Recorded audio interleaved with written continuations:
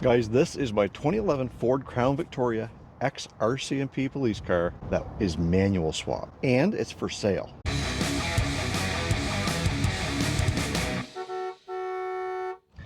That's right, guys, you heard correctly. My winter beater 2011 Ford Crown Victoria X RCMP car is for sale. And this car has 221,000 kilometers on it. I will put the conversion to miles right here, so if you're from the States and you see the miles, you'll know exactly what you're up against. We'll get to the price at the end of the video, but I want to go over everything that we've done to this thing in the 3 years that we've had it. So before we get into this video, if you like for sale videos and you like RCMP police cars or Panther platforms in general, make sure you give this video a thumbs up. Make sure you're subscribed to Olde Carr Guy. Just because we're selling this one doesn't mean we are without Panther platforms. We're going to start this video off by showing you all the not so good features of this particular cop car. Granted, there's not very many of them, but there are a few, but I want to get them out of the way. So if you come looking at this, you're not going to be surprised by anything you see. And we will end with all the good.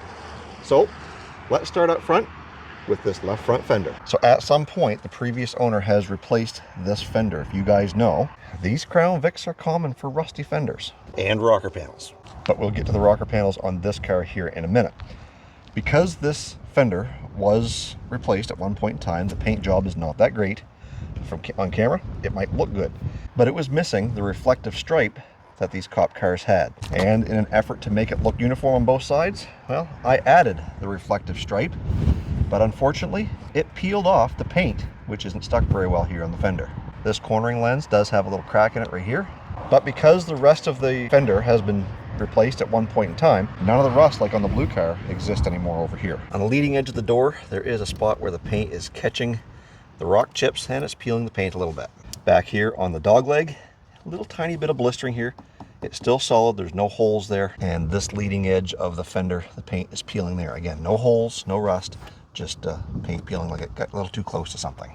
Up top, the roof must have taken a rock chip at some point and it's just peeling the paint off and blistering. Antennas are still on it. There is a plug right there. And common on all these fleet cars is the peeling paint down the seam right here. In the back window, there's still brackets for the lights. And this trunk has a couple of dents in it. This is not the original trunk to the car, I don't believe. The original one, we put a big wing on the back of it, and Junior was going to keep that, so we just swapped it out. The bumper has been tucked, it's all in good shape, and you can see the dual exhaust there. The key access to the trunk does not work, it was seized up. In the original one, we left it out, the power trunk still works. As we come over here, we do have a couple of dents in the fender, and this fender, again, it's solid, but it is showing some signs of rust. This can be fixed up very easily. I was driving this through the winter, so it kind of exacerbated the staining. If we take some rust removal, we can get rid of the stains on that so that it doesn't look so bad. But a little bit of paint touch up there and a little bit of fixing would make this last a long time. This dog leg showing a little bit of signs of some orange there as well, but it is solid. And then this fender here, I can tell is the original fender. The paint is peeling a little bit on that edge, but there is no holes. And down here again, catching the rocks and chipping the paint, causing a little bit of rust. Now, as we come into the inside, because this thing is manual swap, the power pedals do not work anymore. There is a hole in the dash right there. The cruise control also does not work. We've never been able to get that to work with the manual transmission. It has lots of heat. All the vent controls work. All the fan speeds work. However, it does not have air conditioning. The rear window defrost does not work simply because that got knocked off the window. I think if you use one of those kits to put it back into place, you'd have working rear window defroster. Headliner does have a little bit of a hole right there. Small one right there. And as we open the trunk, there are some remnants in here of the RCMP. They had some holes over here in the floor. I filled them with some silicone. We did undercoat all the bare metal that was showing from paint flaking. There's no holes back here except for, you know, there's a plug right there that I do believe pops out. A couple of plugs here that pop out, but those are meant to be there. Up here on the underside of this trunk, again, because this was an RCMP trunk, you've got the triangle there. You've got some spots where they must have had a rack bolted on there for a shotgun or something like that once upon a time. So now let's get underneath the hood and I'll show you a couple of little things under here. So this car, this hood is very heavy and it does have the gas prop rods. They've both been replaced. But over here on the driver's side, the prop rod keeps popping off, and I'm not sure why, and it just ends up floating around in there. Let me get around you guys so I can fix that. You pop that into place and it stays right there. So now that we've got that in place, it'll stay there for the next, 10 times you open the hood, but maybe it'll fall off the next time. I don't know. Nevertheless, it's there, and the stud that holds it on down at the bottom has been welded back into place at some point, so my guess is it might not be in the exact position to properly hold it up, and it binds a little bit. So over here you can see it's got a brand new battery in it. I just put that in. So if you look down here, it's got a new belt tensioner with a pulley. The belt has been replaced not that long ago. We did have to put a junkyard alternator on it. It does have a small crack across here, but it still charges and never has given us any issues. And while we've got the hood open here, I'll let you know that it's got a new intake. Yes, it's a dormant intake, but again, this car is just meant to be a daily driver. It is sufficient, so that intake is new.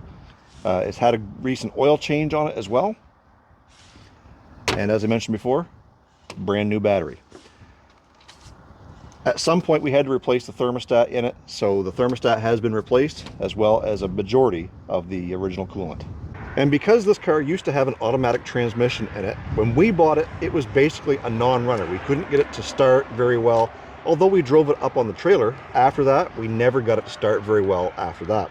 So after frigging around for a while, we decided it was time to send away to Moe's Speed Shop down in Georgia to get this thing tuned, to tune out the automatic transmission. It gave us higher revs, it increased timing and fueling, and this thing supposedly has about an additional 20 horsepower. So when you're driving it as a manual, you kind of notice that. So we think that's why the cruise control does not work, is because it's not in the tune. I think if you were to contact Moe's Speed Shop, he probably could fix this thing up. The handheld SCT programmer comes with the car. You're going to need that, obviously, if you're the owner, because it is programmed to this car. All the brakes are fairly new. Most of the calipers have been done. The rocker panels, as I mentioned earlier, we had to do those because they did look like the blue car. So they have all been done. I did put some strapping up here and undercoated it to hold this piece of plastic, because once those rocker panels are gone, those pieces of plastic are gone. Or at least in this case, they were lost. So we just put some straps here and held it in there. And the rocker panels are undercoated inside and out to help protect that. At some point in time, the car was also undercoated. You can see remnants of it here, and I think that's why this one stayed in the shape that it has over the last 16 years. Because this was my winter driver, it's got 4 brand new winter tires on it. And if you guys don't know, I live right behind my business, so I don't drive the car that much. I walk to work and I walk home. So this thing didn't get a whole lot of miles on it this winter, but nevertheless, when I did drive it, the winter tires sure came in handy. And there are 2 like new all-season tires, 17-inch, that go with this. So if you're inclined to switch those out for the summer, you'll need 2 more. In the back, the rear seats are surprisingly in really good shape, considering this used to be a police car. It may not have seen very many criminals, but there's very few marks on it. It is a little bit dirty. It could stand to be cleaned up a bit. And you do have some screws in the door panel. I assume they probably had something over the glass. This side has it as well. But I do believe whatever the police do to keep the door latch on the inside from opening is still that way. So if you're in the back seat, you're probably going to get stuck unless you can get somebody to help you out. This car does have power windows and locks, like all of them do. It also has a power seat. Not all cop cars, I believe, had the power seat. So the driver's seat is power, the passenger seat is not. But the seats are also in really, really good condition. So there is our 3-pedal system and our shifter. So most people, when they do a manual swap on these Crown Vics, they use a TR3650 out of a Mustang, 05 and older. This one was not done that way. It was done with an 07 Mustang transmission. And the difference is the shifter is in a little bit different placement, which is good because it puts it further back here on the hump instead of way up underneath there. But it gives you the option to use a bolt-on flange style drive shaft out of something like that Mazda B4000 or Ford Ranger. It took us a while to figure that out because somebody had put in this car a 2-piece drive shaft. We didn't know what it was out of, and it vibrated really, really bad. So once we got the Ranger shaft in there, it's a 1-piece and it bolted right in. No more vibration. It's got the standard cup holders for a Crown Vic. They're all in one piece, which is great. They're not all broken to pieces. The cigarette lighter does work, and I use it for a Bluetooth adapter so that I can actually listen to my phone through this very basic AM/FM radio. It's an FM modulator, so you just tune it to a specific station and connect your phone to the Bluetooth. I'll start this thing up for you guys so you can take a look at the dash, and I'll show you that there is no lights, warning lights on the dash except for the tire pressure monitor. I did put new tire pressure sensors in at least 2 of the wheels. They won't program to the car for some reason. The dash, you can't see it on camera. I'm not sure if I can zoom in there or not, but you can barely read that it's got 221,000 kilometers on it. At nighttime, it does actually light up a little bit better. Parking brake does work, so that's why the light's on. Of course, I'm just sitting here with my note without the seat belt, so that light is on. But this thing here, I mean, it still shows that it's got the automatic, but we've taken the shifter off and just kind of tucked the boot back down in there. And one thing you got to be careful about is this car will start in gear, so you can't just reach in and crank on it unless you put it in neutral and set the parking brake. Otherwise, it'll want to roll forward on you and take off. Ask us how we know. All the interior lights work, including the ticket light in red as well as white. And even the police were able to get vanity mirrors. And while we've got it running, you can see this thing does not blow any smoke at all. I'll give it a couple of revs so you guys can take a look.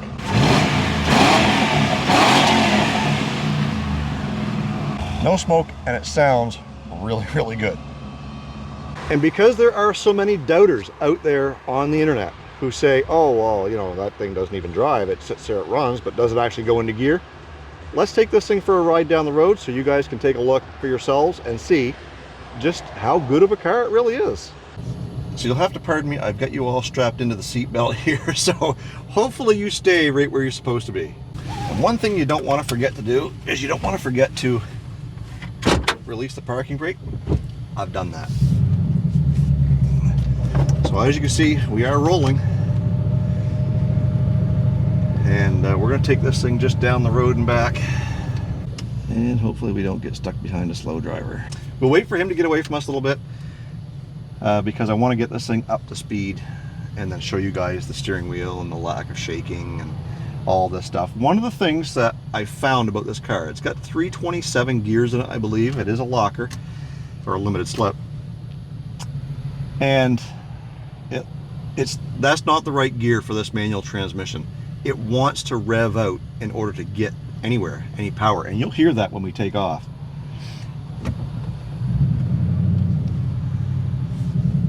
And it doesn't like to do this stretch of road. So that's 3,500 RPM.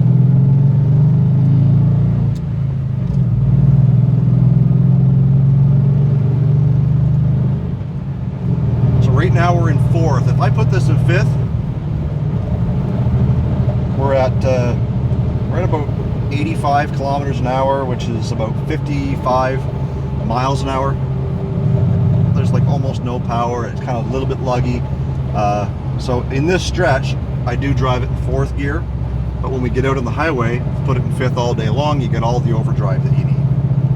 I'm not sure if you guys can hear that on camera. I'm going to see if I can get my phone a little closer to the floor here.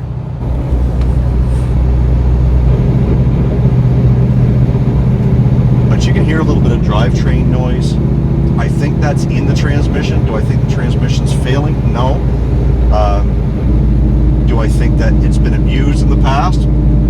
Possibly. It did come out of a Mustang after all. And it was just like going to the junkyard and picking something out and throwing it in, which is I think what these guys did. We've had the transmission out of this to put a new clutch in it, but also it had end play in the input shaft, so we ended up fixing that, as well as putting a new seal and everything in the front and rear. And one of the things that I mentioned about revving it out was just simply that in order to feel like you're actually getting ahead, moving faster as you're taking off from a stoplight or a stop sign, that if you don't rev it out, you're going to be too low. You're going to be too low of the gear for that next shift. So you got to have some speed to you. I think if you put a set of 411s in this thing, it would work perfect and turn this thing into an absolute ripper. So as we get out onto the highway and we merge into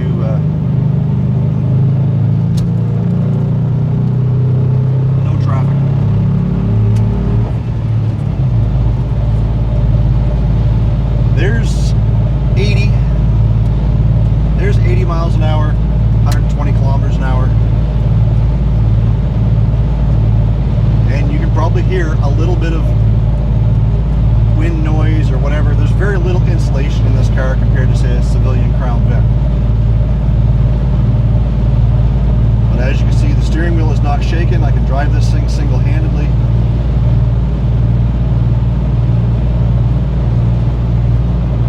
But one thing to note, with soft winter tires on it, this thing will wander a bit. It's a little bit squirrely. These cars have a taller suspension than a civilian car, and they are supposed to be rated for a Z-rated tire, I believe, to handle speeds and maneuvering. This does not have that. This has the cheapest, softest winter tire that you can find for any car. So it's not going to handle like a cop car, it's not going to handle like it's on rails, but it certainly does the trick. As I mentioned before, no warning lights on the dash, except for that one. So we'll get off at this first exit here. And again, you'll hear a little bit of whining coming out of that transmission as you're downshifting.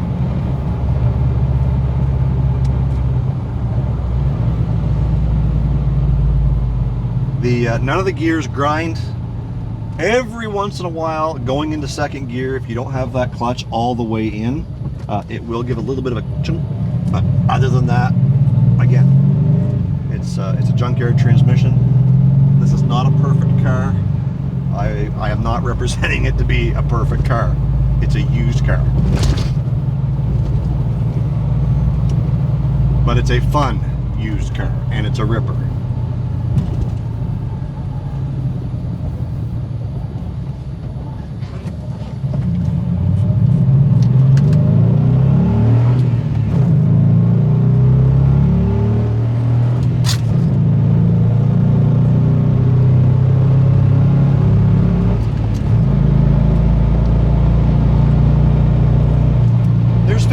Folks,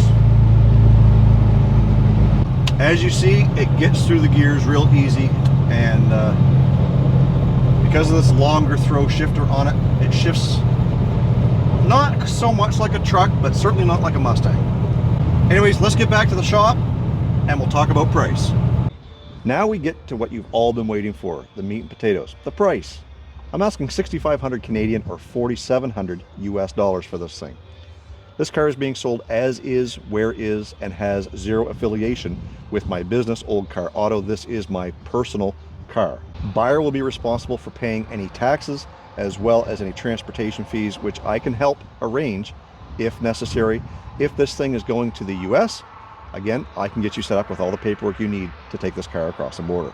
If you guys want to see a playlist of some of the work that we've done to this car, I'm going to leave that linked right up here for you guys to go check out. And go back and see what we've done. Like I said, we've had the transmission out, we've replaced the clutch, we've done a lot of work to this car with the rocker panels, the brakes, all that stuff. Not all of it is covered because at some point my son Junior was the one who bought the car, and he did a lot of work, didn't record a lot of it, but some of the stuff that I helped him with, we've done videos on, so it's in there. So make sure you check that stuff out. If you have any further questions, that maybe there's something that I didn't answer in this video, I will leave my email address right over here and linked in the description box down below, so you guys can send me an email. I'll answer any questions that you may have. And I'll also leave a copy of the Facebook Marketplace listing in the description box down below, as well as a link to that. I list in that link that we are located in St. Stephen, New Brunswick, Canada, which is right here on the map. And I also said that I would be interested in trading for a 90s GM pickup truck. I've had a couple of guys reach out. One guy that I am in serious talks with that I may actually be going to see the vehicle this weekend. So if something happens there, I'll certainly bring you guys along. I'll make sure that the car gets posted as sold as soon as it gets sold. And if I do end up trading him, well, there's some more content for this channel on an OBS GM truck. Guys, thank you for taking the opportunity and the time to watch this video. I hope this car appeals to you. If it doesn't, maybe an OBS Chevy will. Maybe something down the road will. We'll have lots of cars for sale. And if you don't like a manual swap Panther platforms and 68 Thunderbirds are more your style, I will leave that for sale video linked here for you guys to view as well. As we do have one of those for sale in the Olde Carr Guy fleet. Stay focused on the windshield, not the rearview mirror. I love you guys. God bless. Let's see you in the next one.